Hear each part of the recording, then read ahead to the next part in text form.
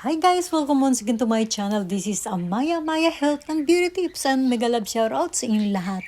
Bago tayo magsimula, kung hindi pa kayo nakapag-subscribe sa channel ko, please subscribe, like, and share. And don't forget to hit the bell button para updated kayo sa lahat ng aking mga vlogs. Mother's Nature ingredients ay talagang napakagaganda.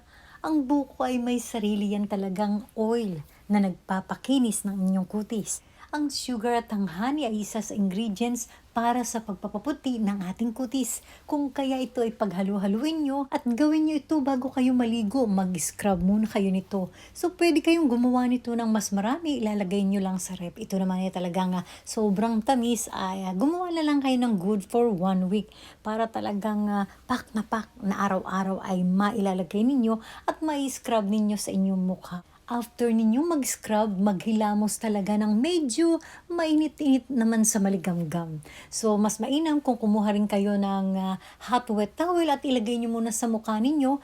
At hanggat maaari, 2 times kayo maglalagay ng hot wet towel sa inyong mukha, isama nyo na ang inyong leeg. Maglagay ng lotion at huwag nyong kalilimutan ang mag-sunblock ng mayroong tatak na SPF 50++ kahit anong brand.